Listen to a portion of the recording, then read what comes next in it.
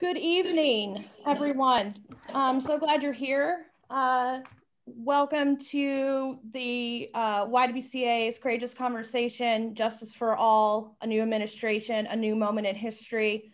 My name is Sarah Graham. I'm the Communications and Advocacy Manager here at the YWCA National Capital Area. Really, I'm glad to see a lot of faces here tonight. Want to talk a little bit about what we're going to talk about tonight. So then we have a new administration, as we all know, and our community is really poised at this time in history to move forward to the full realization of racial equity within our country. So this evening, we're going to give some space to some activists who have organized and continue to organize for racial, social, gender, and food justice within our community. For folks that are new around here, the conversation should last about an hour or so. We'll have a 30 to 45-minute panel with our panelists, and then we're going to open up the lines for about 15 to 20 minutes of group discussion. So as we get started here, I would love for folks to introduce themselves in the chat and tell us a little bit about themselves and what they hope to learn today. After I finish speaking, I'll put that in the chat and we can get started with that. We'll also be sharing during the discussion some kind of potential discussion questions for our Q&A. So be sure to follow along in the chat and have be ready for some discussion at the end. During the panel, if you have any discussion or you have any questions, go ahead and throw them or put them in the chat. We have colleagues that will be monitoring that, and we'll hope to address a few of those in the end. Right now, everybody take a second and make sure that your lines are muted. Thanks. We'll go ahead and open up those lines during our Q&A.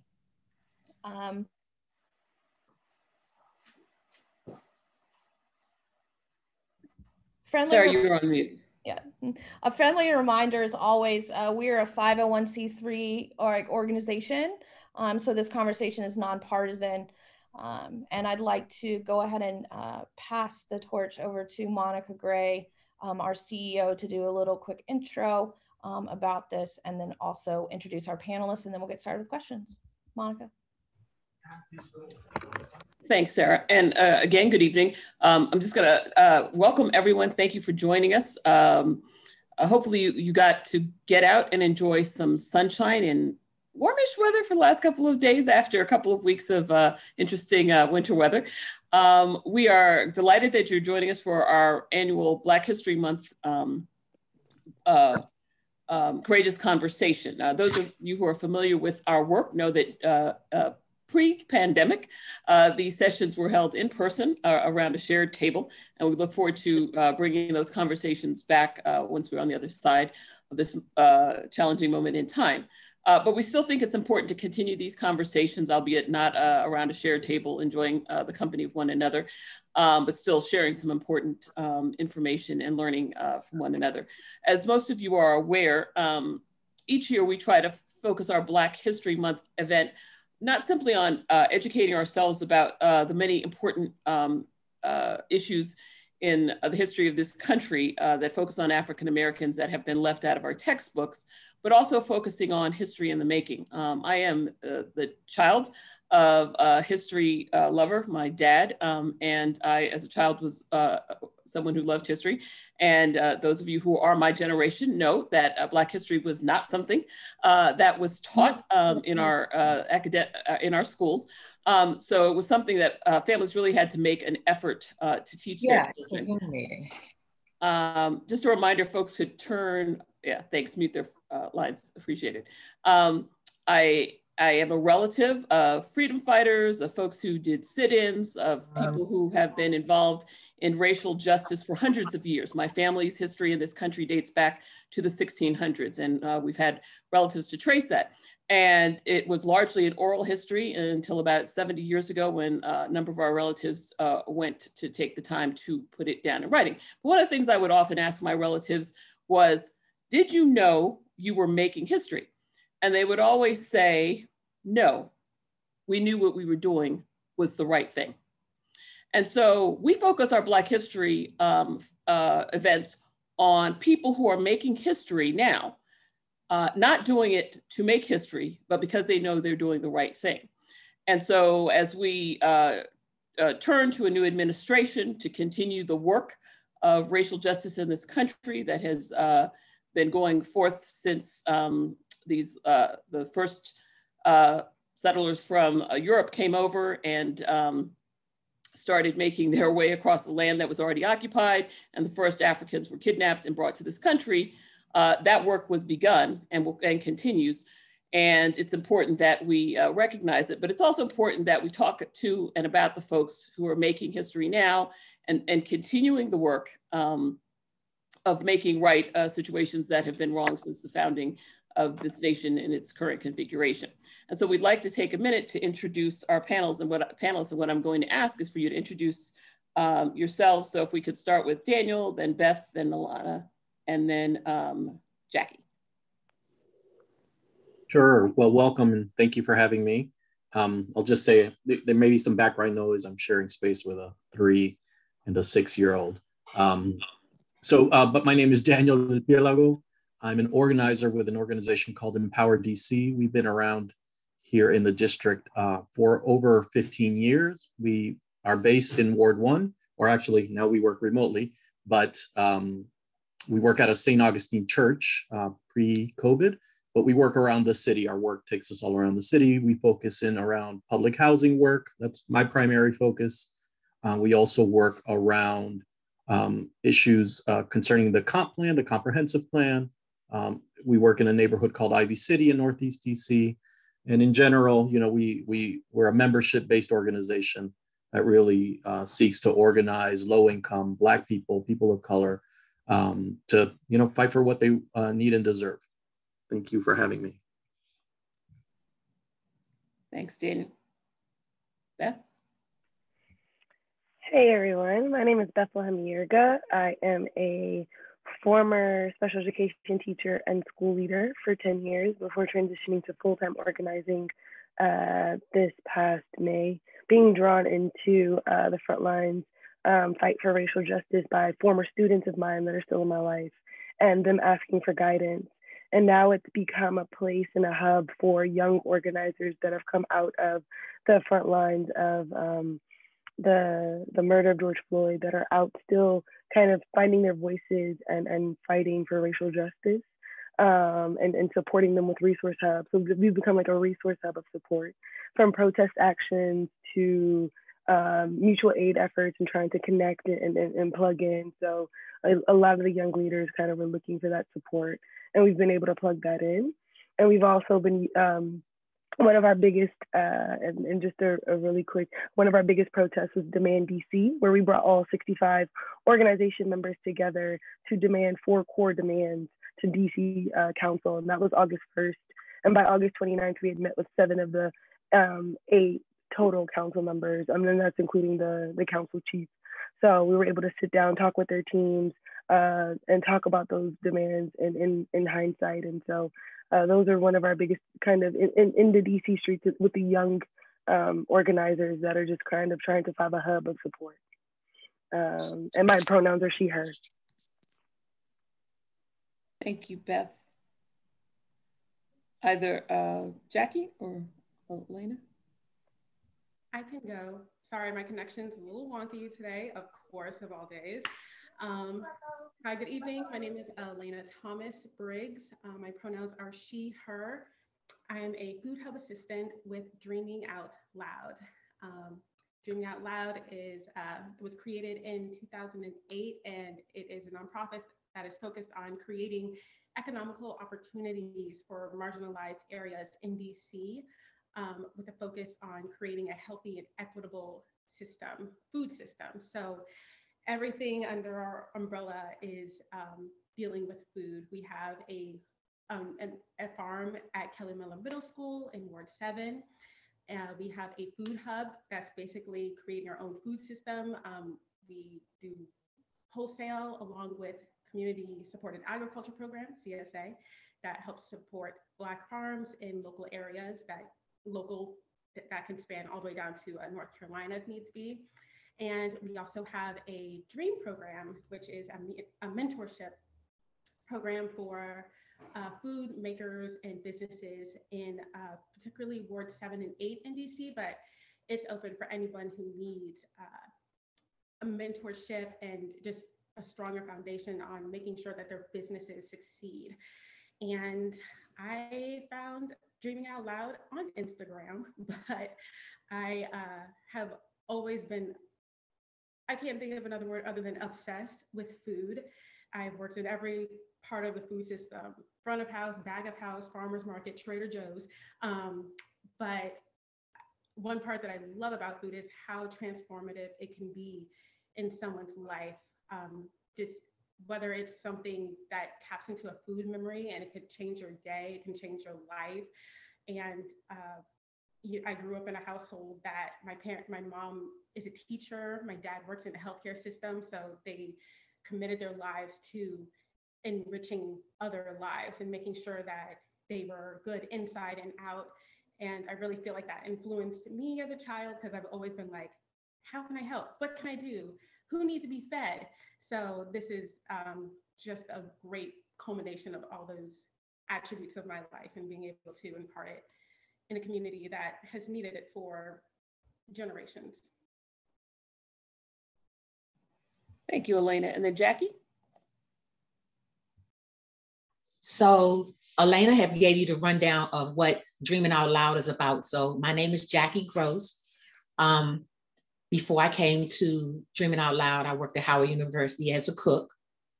And I found Dreaming Out Loud, like she said, online. And I just recently joined a team. Maybe it's been a little over a year now. So this is my first go run with the concept that Dreaming Out Loud has. But I'm looking forward to the challenges and stuff. And then through this COVID, I think I was blessed to be able to serve my community or communities like mine in a big way, just by providing fresh produce and fresh vegetables. Thanks, Jackie. Mm-hmm. So as we all know, every time our country has a peaceful or mostly peaceful transition of power, there's a certain percentage of our population who looks forward to some of the engagement and activity of the new administration. We at the YWCA, as the feminist organization that focuses on gender justice and racial justice, obviously are looking for any activity in any administration, be they state, local, or national, that focus on equity and equality for women and people of color. So there are a lot of high hopes placed on the current administration, a lot of expectations, particularly since there's been a lot of articulation around the issues of racial justice and gender justice. The president has spoken pretty widely about structural racism and even penned an executive order to address it. And so there are lots of people who have high levels of expectation. But the reality is, regardless of who holds national office, local office, or regional office, there is work that has been done and will continue to be done at the community level, as been described by our panelists. And so I'd like to ask each of our panelists to talk to us about what people don't know about the struggle for equality in the Black community, and what are the misconceptions you all face in your work? And anyone can start.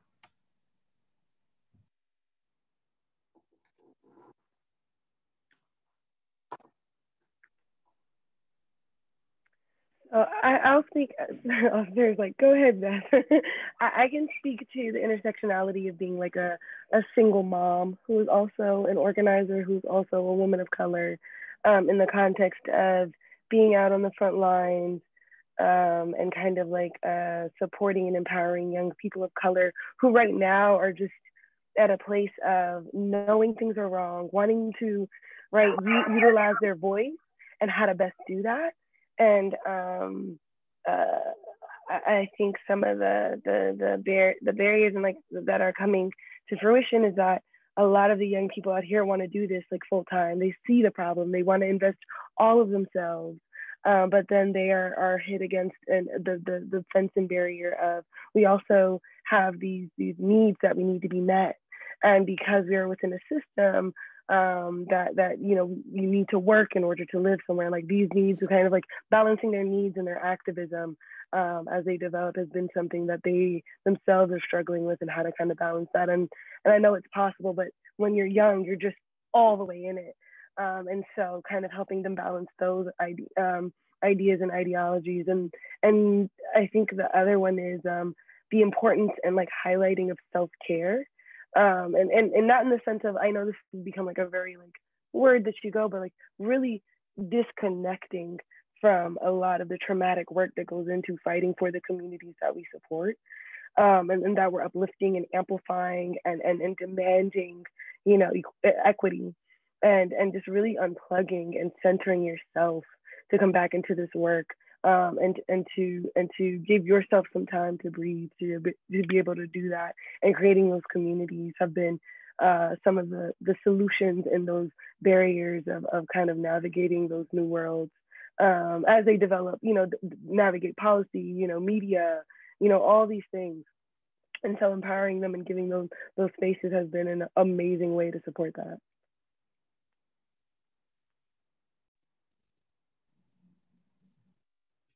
Follow up. Thank you, Beth. Or would you like to go, Elena? Okay, thank you.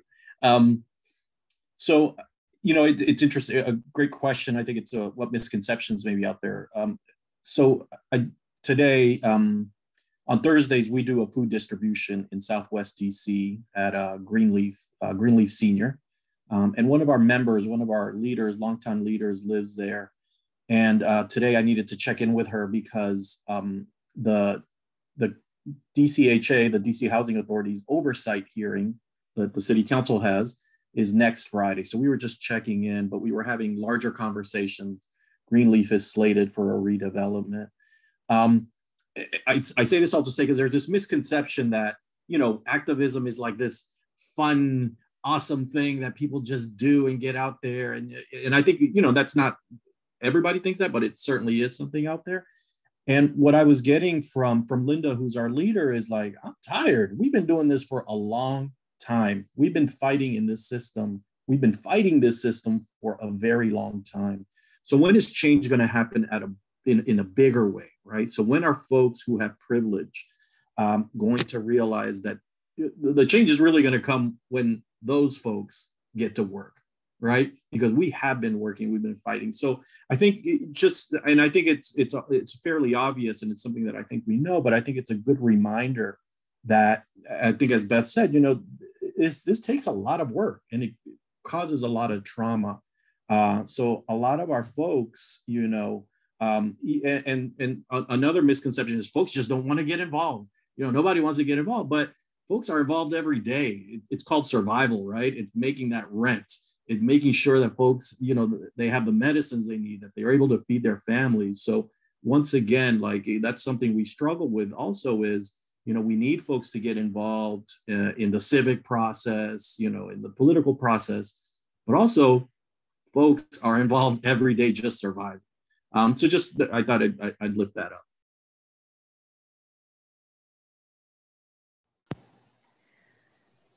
We were discussing this question today, actually, with the rest of the Food Hub associates. And I think a lot of people think that nonprofits can fix the problem, but a lot of nonprofits exist because of the problems. So it's hard to fix something when policies and laws have been like woven into this country's tapestry from day one.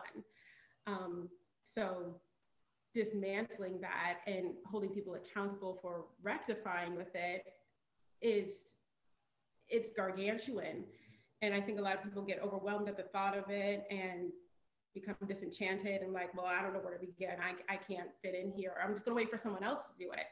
But I think it's helpful for people just figuring out a way to start is figuring out what your strengths are and then applying it by those means. Like, just play to your strengths. And in terms of like this new administration, and it's great. It is like breathing some new air here, especially living so close to the district. It is pretty relieving, but there's a tall bill to fill out here. And, you know, fortunately, we had the second gentleman come and visit our farm at Kelly Miller, and it was his first outing solo in the district. And he came because his platform is food insecurity.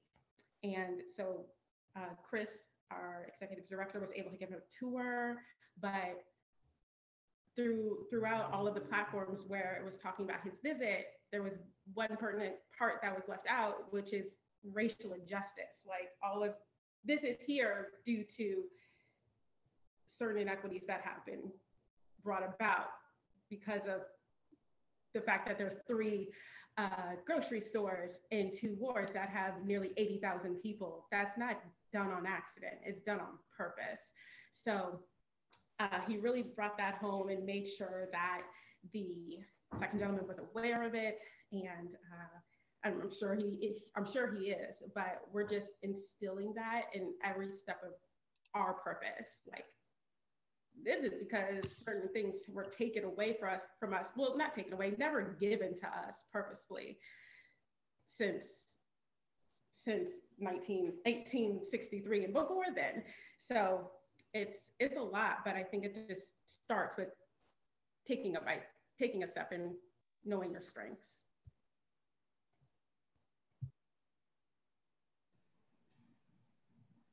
Jackie, did you want to join in?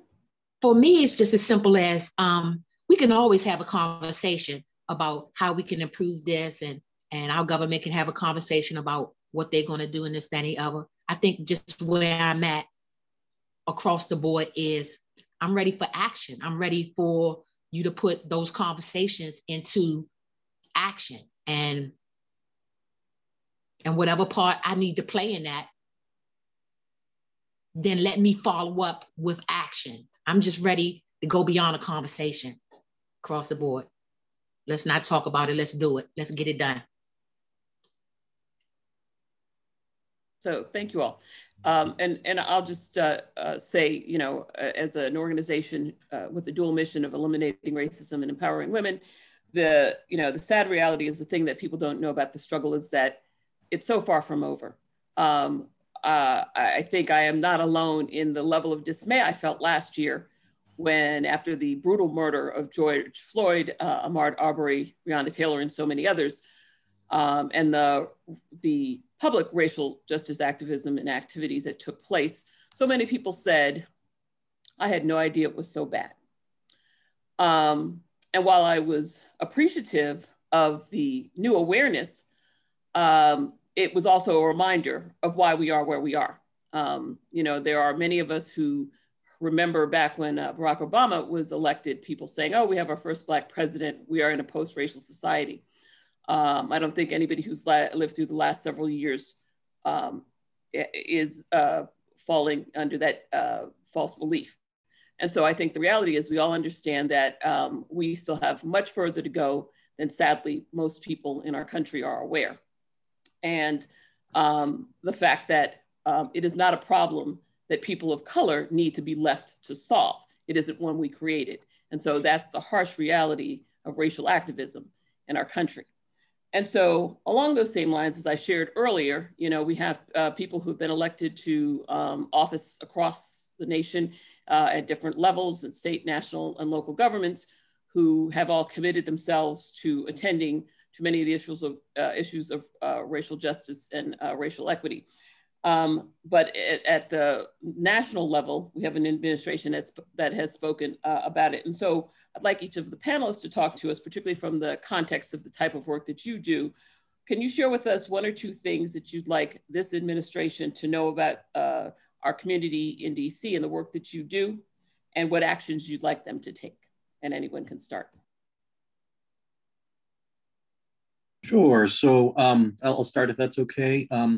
As I mentioned, I focus primarily on public housing, and public housing is really the last kind of bastion for truly affordable, low cost, low barrier housing in the district and in this country for that matter.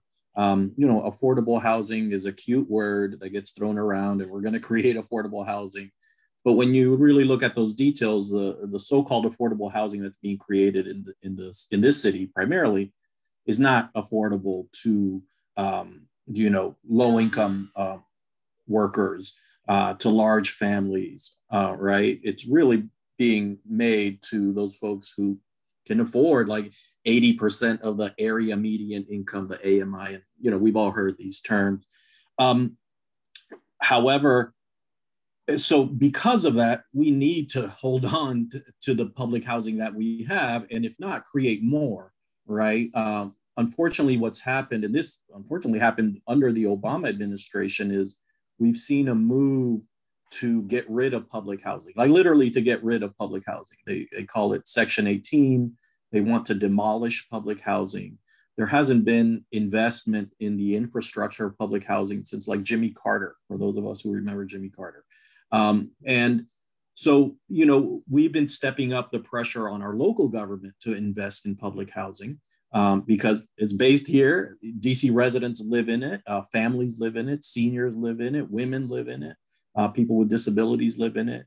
So I would hope that the new administration realizes that the programs that under the Obama administration and before that have not worked. They've worked in displacing people. Hope 6 was a displacement tool. It displaced thousands of residents around the country. Here in DC, Arthur Capers, which was a public housing property, was redeveloped under Hope 6. And, they've yet to rebuild the amount of promised replacement housing.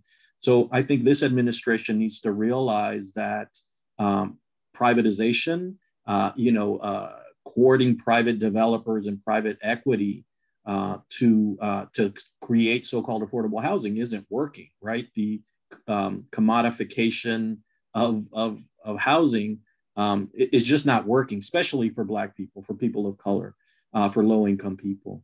So we need to find another way. I mentioned to Elena, I lived in a co-op. I lived in a low-income co-op where one of her coworkers lived as well. And that's something that we saw here in the late 80s, early 90s was being created as a way to hold on to deeply affordable housing. And we moved away from that. We moved to this partnering with private developers whose main goal is to extract as much money as they can. So I think the administration needs to look at different ways of preserving this very important housing stock. So as one of my students always says, my ministry is education, right? Like that is what I am good at. That is what how to teach, what to kind of encompass in that. And as I navigated as a special education teacher and school leader, I was very purposeful in the education that our students as a community learned about their history and the real history of America. And so with that being said, one of the major initiatives kind of coming out of the Palm Collective, with a coalition of 65 new orgs that either popped up or on the scene, or older orgs like Good Projects, DC, that kind of collaborated to bring the old and the new together to build a coalition. The thing that it comes across consistently within various orgs is education.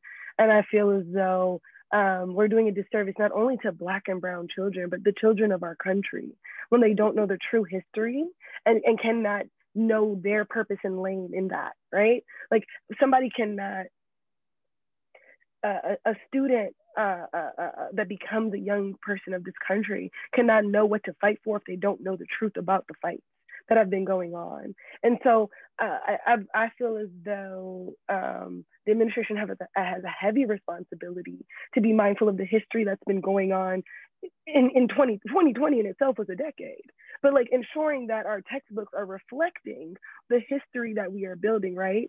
Monica talked about earlier, her family didn't realize that they were making history, but we're in history.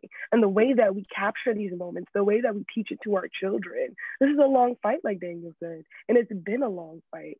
And if we're not mindful about the education that we're creating now in real time, right? I call myself a revolutionary single mom. That's a podcast that I'm working on. And it's single moms that I've met on the front lines of fights across movement spaces. And all of us have unified, right, in the fact that we all had to teach our children outside of the school system to ensure they were as revolutionary minded as we are as individuals, right? So education is one of those key components where there is an ability of a new administration that can, we were protesting earlier on this call. I had a hoodie on called Tent City. That was one of our occupation protest actions with the Live Movement, which is an HBCU student coalition that started this summer that has students across the country that are screaming, we do not like the education that is being offered to us. We want the feds to do different. We want more funding. We want all of this. And students are seeing that the education that they're getting is not befitting of them. So why isn't, so if the administration is really about any type of change, that is the root of the change for our country. Because if our students and our future leaders are not prepared for this fight, then it's going to be a rinse and repeat recycle.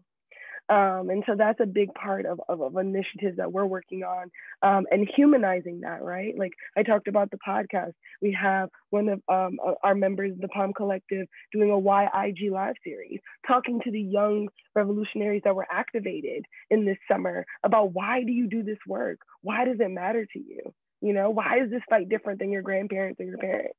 And like students need to hear these people that look like them or they look up to see what is different. And so activating more and more youth to get involved is really important. And the key to that is education. And the keys right now are in the hands of this administration. Yes, I like how you mentioned history, because the first things that pop into my mind are, we want to hear a lot of like new initiatives and policies and efforts that they're going to put forth, but I would appreciate them to go back and look at things that they had already played out. To be specific, you know, a lot of Black farmers are very hesitant about who is the lead for the Department of Agriculture right now, because he was the same person who was in the administration during the Obama era. And there were a lot of, not discrepancies, but discrimination cases that were filed, like over 14,000. And some of them didn't really get clarified with. So like trust has just been broken at this point, and it needs a lot of healing. It needs a lot of restoration. Going back further, the USDA policy has contributed to about 90% of Black farmers losing their land from 1910 to 1997, with only like 2% of white farmers losing land during that period. So that was a huge decline. Like 90% of Black farms failed because of the government. And yes, that was 1997. That was like quite some time ago now, but so many farms are family, you know, generationally owned, and just having that impression just go on and on for generations is detrimental. And I wanted to take it back to farms, because that's where food comes from. And it's just ironic that, well, it's not really ironic. It's just really unfortunate and cruel that our history in this country started out on the land, and white people depended so heavily on our skill sets, on our labor, on our blood, on our mentality to cultivate the land. And then as soon as, you know, the Civil War ended, it was like, wait, no, hold up, we still need y'all, but we're just going to make you sharecroppers, and you're not going to actually own the land that we promised you. And it has just manifested in different ways throughout since that time. It's just like been written out differently, but has still made a horrible impression upon us. So I believe for like this administration to, I don't know if it's a matter of like prove yourself or make a difference. The administration is there because of the people. So we can't they are the sole proprietors of making like the change, signing the document, stamping it, whatever the case may be. But we are the ones who put them into those positions. So honestly, I feel like, especially this past year, a lot of people are like becoming more accountable of where their education is coming from, who is talking about it, where it's being sourced from. Like so many emojis with the mind blowing up, like, whoa, this is so new to me. So with that comes accountability. We have to, make sure that they're holding up their words beyond. A lot of people are pressed on, where's my stimulus check?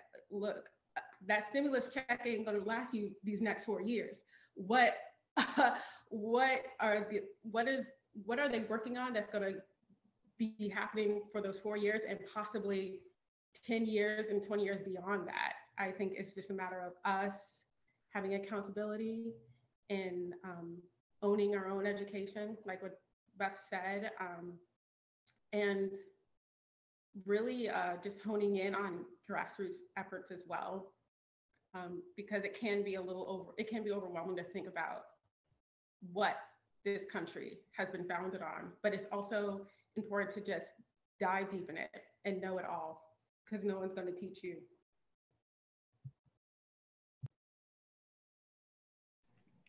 And do you mind if I like add on to Alana's point of like making it our own, that own education? So like the bigger picture right now for like just the kind of the concepts that's coming out of the front lines of like, how do we continue this work, not just on the front lines, but in other sectors, is if it's not coming and it's not being built, then we create it. Like, right, all these protest pictures that were created this summer, all these amazing things that we just create it if it's not being made. And that means coming together with communities of like people from all walks of life. I mean, I'm not a historian, but I'm an educator. If we can create the curriculum together, we can create, I can create ways to teach it, right? Like having these intersectionalities of those that are in education and being mindful of preserving that history, because I feel as though we get bits and pieces from the internet and word of mouth of the rich cultures that were here in this country before it was colonized and for the people that came here. But where can we find places where that all lives in one space, in one curriculum or one component for us to kind of talk about that and us coming together to build that is really important. So just kind of wrapping that up with Alana about building it if it's not available or there for us in our communities.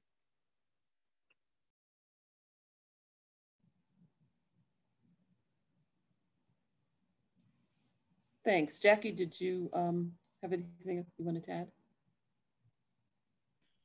Just to piggyback a little bit off of what Daniel, that's your name? Said about homeless, about finding, because I guess what I really want to say is this, two things. Throughout this COVID, me and my family or my friends, we tried to do a little more giving back than normal. And so for me, for my birthday, I wanted to do a blanket thing because everybody always do food or try to, give when it's cold to do coats and this, that, and the other. So I tried to do a blanket. I did do a blanket thing, and I had like 40 blankets going out there. I'm gonna pass out these blankets. I know exactly where I'm gonna go. And for every blanket I gave out, I felt like if I still didn't have enough blankets. And so I'm asking myself, why do we have these people sleeping in the street in the wintertime? It's like, why are we not opening these schools up? Like he said, we building up all these high rises in DC, and why we're not opening up these churches and like I said, the schools and so it just broke my heart. And then an article came out just the other day. Well, maybe it's been about a week now, with the lady, everybody know the lady who slept on the Pennsylvania Avenue Bridge. And by me living in DC all my life, it's like, I know for 2 decades, this lady was out there. And so in the article, they wrote about, they gave her name and gave this big old spiel about, what type of person she was and this, that, and the other. And the whole time I'm reading this article saying, we dropped the ball on so many levels, because how do a person live under a bridge for 20 years? For 20 years that I know of, and maybe it's been even longer. and you actually know this person's name. Did nobody get in touch with their families? Did nobody get in touch with her family? But I didn't see people gave her water and something to drink, no mental health, nothing. Nothing was to help this lady get from under this bridge. And the only way she was able to get from under this bridge was to die. And so that just sickened me, saying that just in DC alone, and I know it's work to be done all over the world, but I'm just saying in DC alone, homelessness is obtainable. Everybody can be put somewhere safe and have a roof over their head. And it's not that it's something that is, it's something that not deserving, but something that we should expect. And so I'm just asking this administration to do some of the things they promise. Like I said, it's not always in a talk. I'm just ready for action. Thank you, Jackie. And thank you for lifting up Angela Hill and all of the men and women who live in the streets of our city. I'll just share with you, I share your sentiment. My church does homeless outreach and did every Friday night. And like you, we would, in the wintertime, for every person to whom we gave a blanket, there were 10 people who needed one. And in the wealthiest nation in the world and one of the wealthiest regions, that's a crime. And as you shared, we need to look for creative solutions, because in the middle of this pandemic, here's what we know are empty: office buildings, right? A bunch of empty office buildings, and the tent cities in this city have quadrupled in size in the same period that offices have emptied out. So I appreciate you and activists like Daniel and others for continuing to elevate that cause while other people pride themselves on how safely sheltered they are in their homes. Can each of you share with me what you believe, and some of you have already touched on this, where the Black community is struggling the most right now, and what people can do to support you?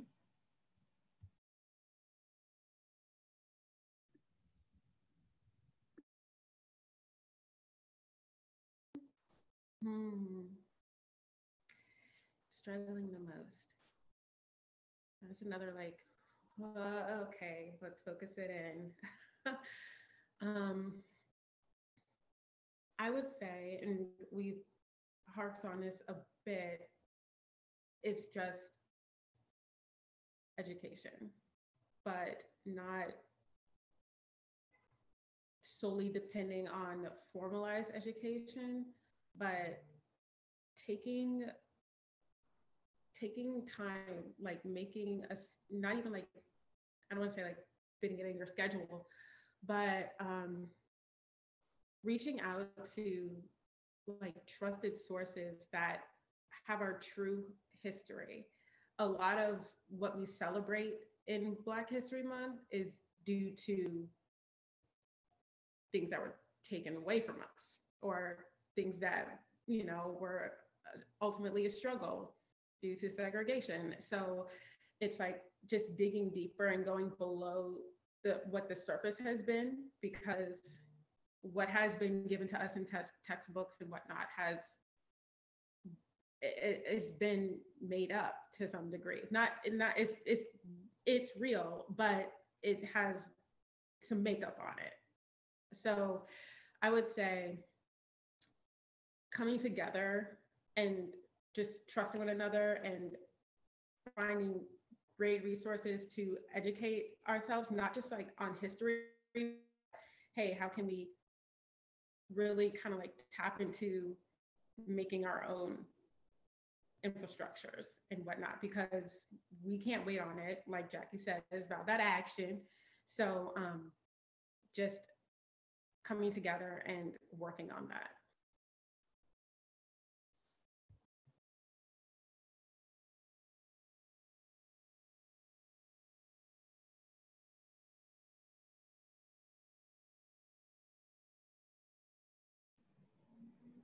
Daniel, Jackie, Beth?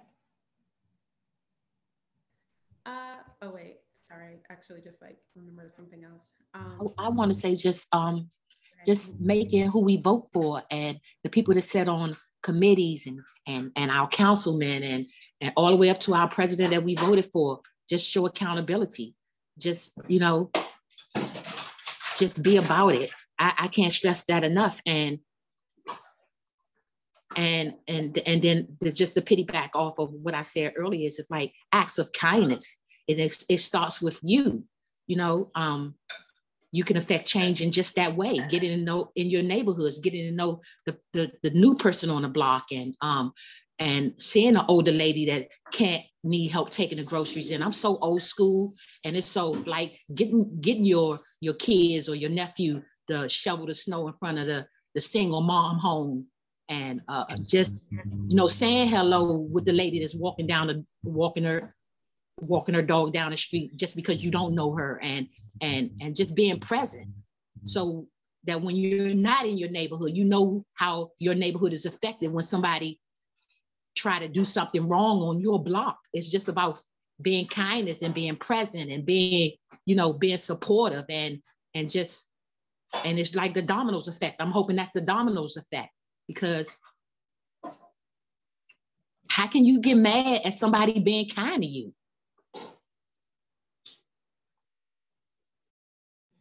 Thank you, Jackie. That's a great question and a big one. I think as a lot of alluded to earlier.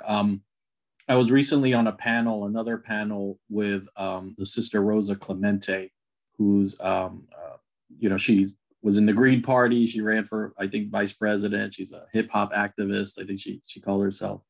But she brought something that was really interesting. And of course, the biggest problem that's affecting Black people in this country is racism. Let's just be clear about that, right? Like there's a bunch of other things we could talk about, but it's white supremacy, it's racism that has oppressed Black people since they were brought to these shores.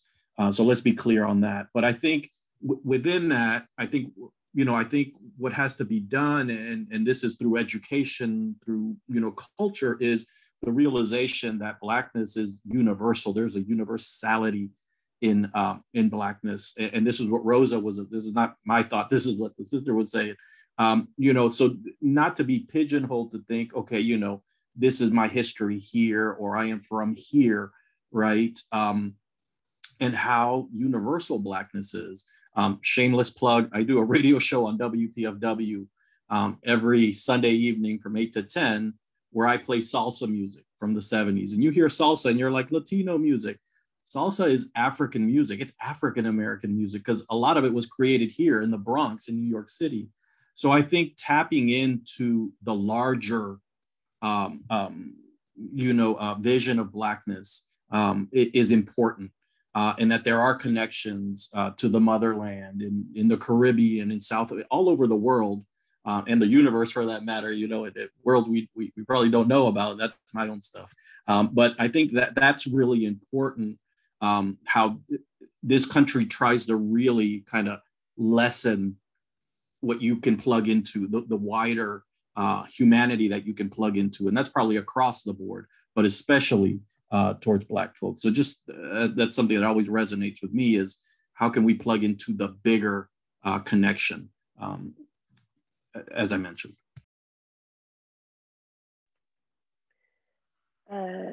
So mine has like an intersectionality, I believe, of like Daniels and I just gotta call Miss. I feel like Miss Jackie. I feel like I need to call you Miss Jackie, because the wisdom that you drop is just like, yes, Miss Jackie, yes. So I appreciate you and I honor you.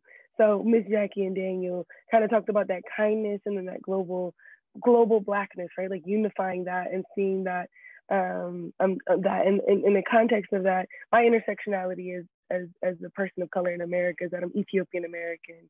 And earlier today, we were talking about it on the pre-talk that one of the protest actions that we went to today was for Tigray. So standing in unity with a tribe in Ethiopia that right now is unfortunately going through a potential genocide, and being able to go into a space where they did not feel as though my Ethiopian identity would support them as a tribe member that was being targeted, and standing in solidarity and being like, how can I fight for Black lives in this country and not fight for it on a global scale, right? And that's just in the sense of humanitarianism in a whole, like Miss Jackie was talking about, right? Just being kind unites communities. And it unites efforts across the board. And I state this in a lot of the spaces that I go, that and Miss Monica kind of bring context to that at the beginning, that this isn't an issue that Black America or people of color created, nor should it be the burden for them to, alleviate it or like solve it. And so I say creating more space of like education and plugging people in from all walks of life, particularly people that look like the nation that has been built here, white people. Like, I have to be real about it, right? Like, white supremacy can only be dismantled by white people. And so with that being said, there's so many ways to plug in and find your position. If you did accounting for 20 years, right, you can come in and support a frontline org with their books. Because my ministry is education. When I see the accounting books on the side of like running an organization, I go, I need support. And so like, there's always places to plug in, and there's always places for you to stand and use that privilege that this country has created, right? Like unnecessarily on a divide of race, to utilize that in supporting Black and Brown communities, Black and Brown organizations, Black and Brown organizers, and Black and Brown amplifying of history and story and changing what our country is now. So it is just as simple as being kind enough and understanding that global concept of humanitarianism that, that we can all plug in to actually change and be a part of that. So it's just as simple as, if anything that we're all saying, going to our pages and signing up, to see if you can be a part of like a distribution ride or, some sort of, it's the smallest thing, alleviate that additional burden that some of us that are Black organizers have, because we're not only fighting for people that look like us, but we're living that trauma every day at the same time. And that the little things is what really helps push the movement forward from all walks of life and standing in that kindness and humanitarianism. So yeah, if you ask what is needed, I think more of that is needed. And that's really what's sustaining a lot of our movement spaces right now. I just wanted to piggyback just super quick and thank you, Daniel, for mentioning that, because that question it pops up and you're like, hey, yeah, what can we do? We've been making mutual aids for centuries and nonprofits forever. Like, we've been doing so much. It is the matter of what are y'all going to do? Because we did not put ourselves here. So yeah, just wanted to say that.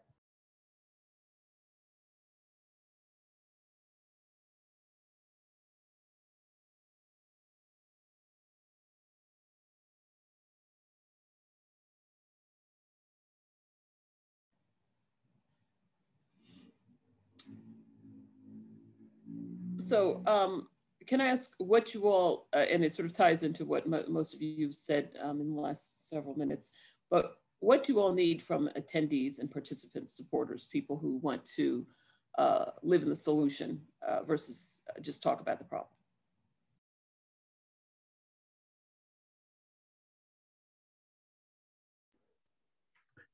I would offer organize your own communities. I think what I've seen, and it's wonderful, there's been a somewhat of a resurgence in activism, and that's great. We need that. We need that energy. But I think it's very easy for people who aren't directly affected by racism, structural racism, to want to join our fights in organizations. And take up space there. So I think it's important for white people with privilege, to organize your own communities, have these discussions within your own communities, and begin to do that. In Spanish, we say desalambrar, which means to take those chains down, right? To those wires, those fences down that keep people in their cozy kind of little world. So I think that's really important. I think,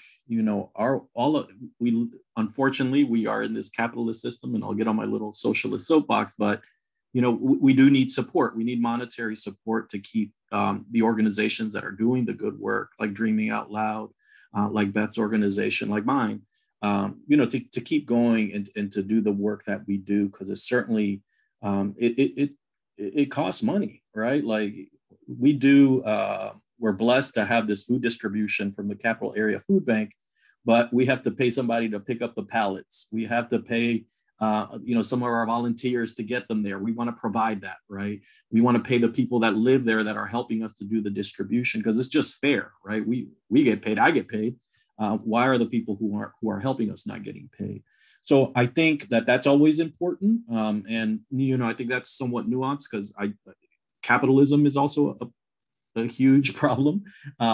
But given that we exist within those confines, I think organizations who are really about creating real change do need that support. But I think once again, I think realizing, as I think, I forget which panelist said, but Black people, people of color, we're not going to be able to end the racism we did not create.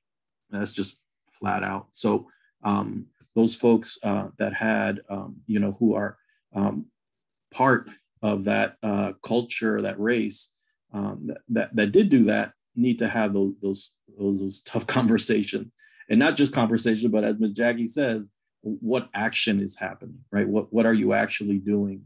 It begins with a conversation, but what other actions? I'm heartened to work with groups like Surge, showing up for racial justice, that are like, what can we do?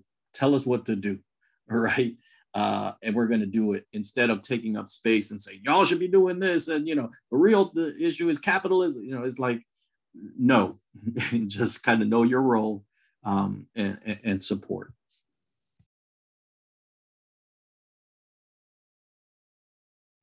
Amen to that.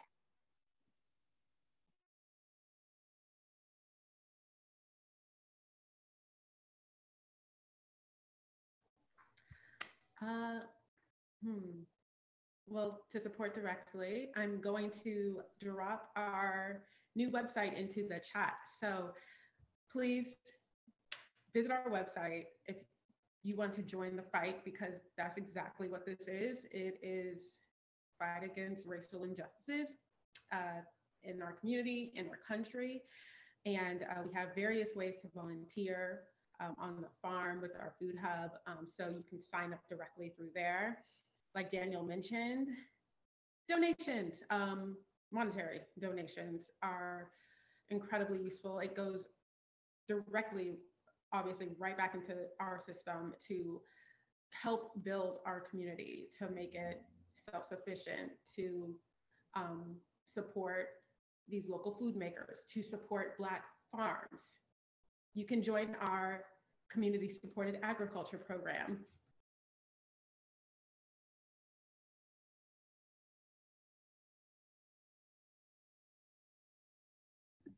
Elena, you got muted by accident. Whoops. Okay. Hey, where did I cut off? I was on a roll. Okay. I said. Stopped at community supported agriculture program. Oh, I got scared. Anyway, so our community supported agriculture program, CSA, it is a Black farmer CSA. So we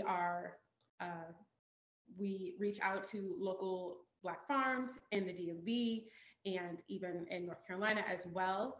And by buying a share of this program, you are helping them to sustain their farms, to make a profit, to really encourage Black farmers in this country, because it has been a struggle for far too many years.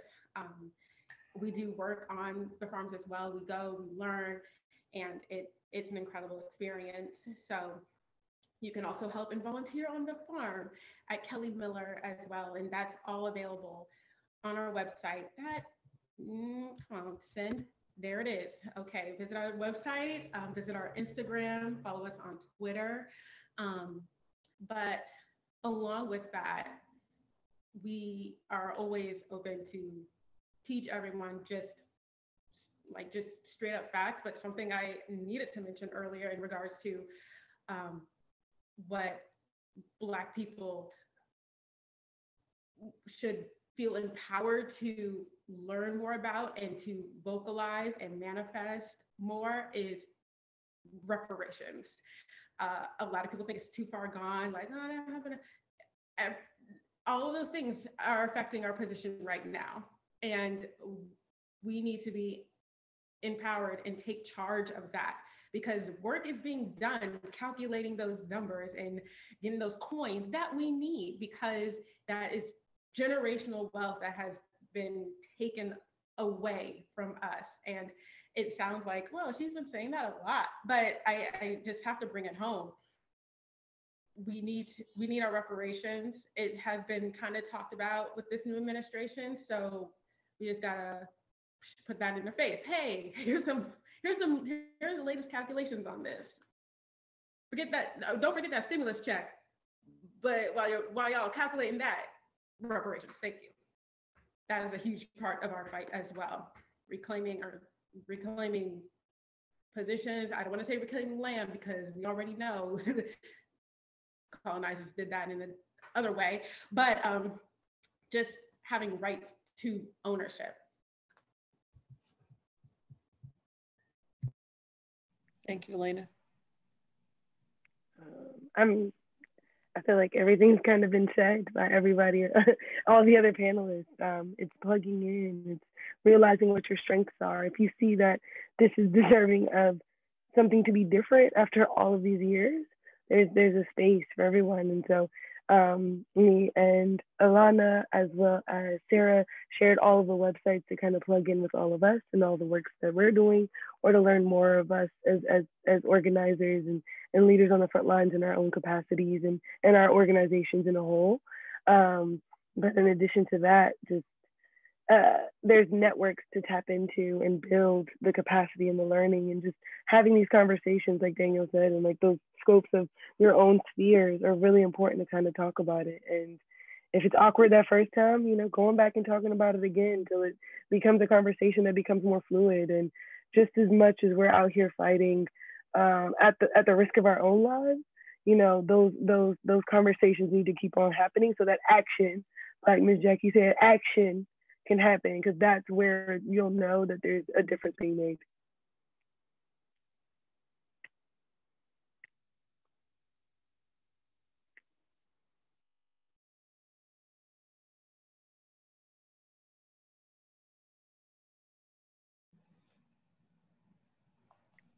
Thank you, Beth. Sarah, did you want to take a few questions? I know we're running on time, from the chat, or open the floor?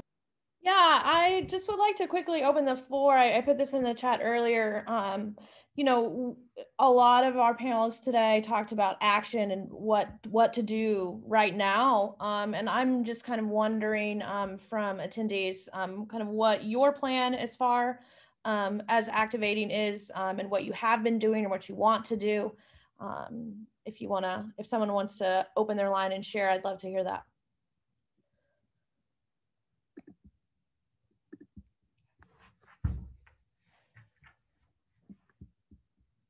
Don't be shy.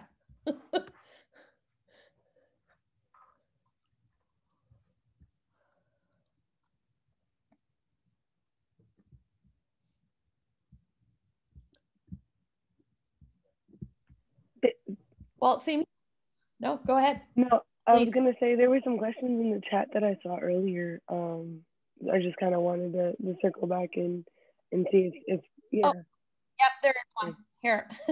That's a good point. There was one, I want to hear more about what our panelists are doing and how change is happening to give voices to African Americans and people of color. So what kind of change is happening right now that people can plug into?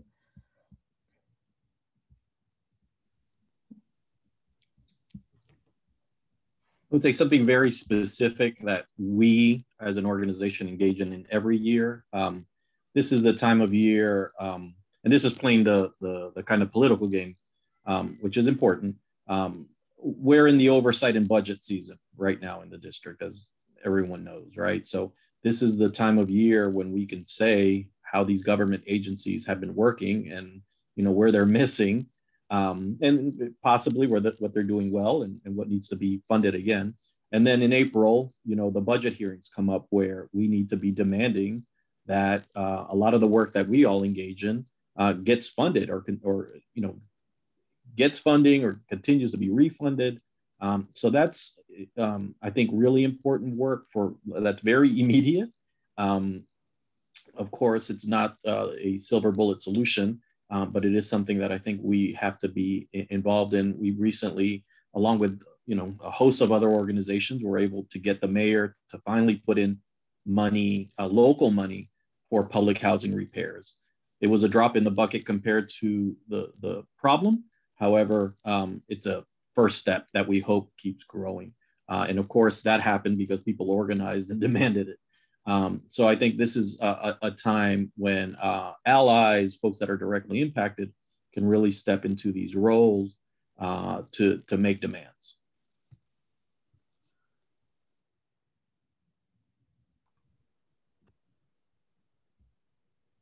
Sarah, this is Yvette. There's another question in the chat. Yeah, I see one from about the yeah, I see one from one of our attendees volunteers with another group called Silver Spring Progressive Action, and they are focused on helping to pass the For the People Act, and wondering if anyone on the panel knows anything about that or has any thoughts.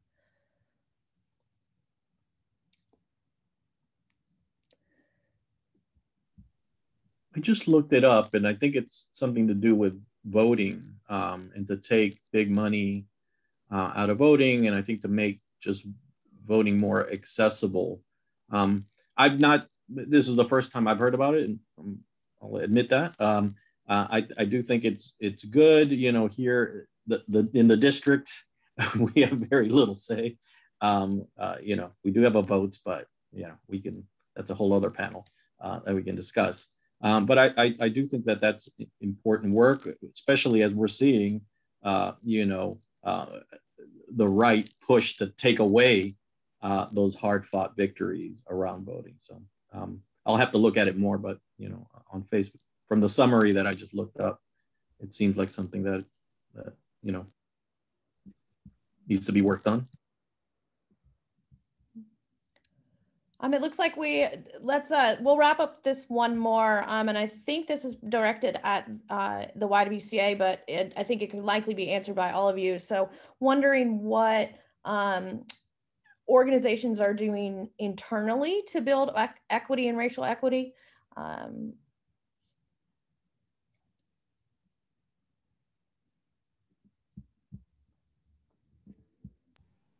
Feel free to clarify if that was meant for someone directly.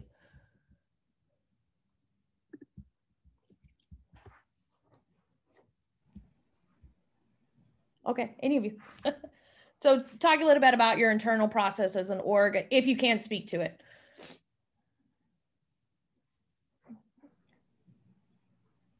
True transparency, the Palm Collective right now is currently at 4 people strong. We're also volunteer-based. We're also working, full-time for racial justice as well, trying to survive in this system developed through capitalism. And so we say that to say there's in regards to like education, right? Like it's a space where, and Daniel talked about it earlier. Sorry, I don't know how to stop that. In regards to the sense of Surge kind of showing up and saying, we're not taking space, we're just here to like listen and move forward. It's been a natural gravitational pull to our organization for all of our volunteers, outside of like the core 4 of us, that can balloon anywhere from 4 people from each way to up to like 50 to come out to support us at any given action or support or initiative. And the true consistent theme we're seeing with the people that are ready to show up and fight for racial justice are those that are willing to come into those spaces, not take up space, and be like, all right, we're ready, we're here. We've done what we need to do to know what we need to do, and we're here to support, to move the opportunities and initiatives forward. So I think, and that's what we've learned in navigating this as a primarily volunteer base, and that people that are well versed and have learned on their own are ready to come to fight. and support and amplify and uplift Black and Brown voices when they come kind of prepared in that headspace. Wonderful, thank you. We don't have anything else to add. We're running a little bit over today. I think the conversation was very fruitful. Hopefully folks learned some things. Just as a reminder, I will follow up with folks with a recording of this, and we'll have it on our website. I will also include information about how to reach any of these folks and what you can do to support them on the ground with either your time or, as I mentioned, your money. So I appreciate all of you for attending today. So we hope you can join us for upcoming conversations. We have one scheduled for the end of March, which will focus on women in politics. Be sure to check out our website for information about that in the coming days. So. And as we close, I'd just like to encourage all of us to do something that I think has been raised, particularly in the past year, about the need for us to self-educate. If our systems have failed us, then we take advantage of an opportunity to educate ourselves. So I would say, if you want to start somewhere, start with the book CASTE, C-A-S-T-E, for a beginning, and then keep going. And I think one of the things we need to do here at the YWCA is to come up with a reading list that we recommend, a racial justice reading list, to encourage people to get their information from the right places. But I think, and because it's important, if folks are really going to advocate for racial justice and racial equity, one of the things we have to really understand is the big picture. I've shared many times with folks that one of the things that that really struck me last year, as some of the most recent racial justice activism came to a head during the summer, was many of you will remember there was a sort of interesting timing. The murder of George Floyd happened a little bit before the celebration of Juneteenth, which is something that in the Black community has been celebrated for many years. And I remember talking to a bunch of activists when we were down at what became Black Lives Matter Plaza, and talking to a bunch of young people who were like, I had never heard of this. I am outraged.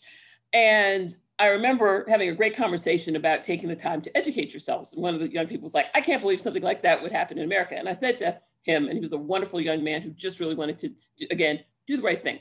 And I said, well, the history of slavery in this country. And he's like, you're right. And the bottom line was he was outraged about the sort of the absurdity of what had happened with Juneteenth out of the context of what it was connected to. And so one of the things that's really important is that we educate ourselves, and so we have the big picture. I share, and I often share, that my family dates its history in this country back to the 1600s. And why that is important is because when they were ultimately freed after the Civil War, the man who owned my family, who was my, I believe, I don't remember how many times great-grandfather, he owned my grandmother, take that for what it is, got compensated for the slaves who he owned. He got compensated in the 1800s for people who his family had owned for hundreds of years. And so it's important to get that context, because there are a lot of people who really don't understand that. So when we talk about reparations, when we talk about racial injustice, when we talk about redlining and Jim Crow and all the things, the impacts of racism in this country, people really need to be educated, because they think that everything's good now. And without that history, not just about my family, but the history of Africans in this country, you really will never understand how long this battle has been being fought, and the things that we have had to overcome, and why we will not let this go, because we cannot. And this country will never be healed and whole until we come to a reckoning of that history and the policies that we continue to implement around the people who were kidnapped and brought here. So we thank you for joining us for Black History Month, and we hope that you celebrate Black History Month by learning more about Black history in this country from the right places. So thank you all for joining us, and we look forward to continuing to work with you to move this struggle forward until we're no longer talking about this struggle. Everyone have a great evening. Thank you so much. Thank you. Thank you. And Thank thank you, you for that amazing history lesson at the end. Thank you. That was excellent. Thank you so much. Thank you. Thank Thank you, you so everyone. much Check for out being the a part of website. this. Thank you. Thank you so much, everyone.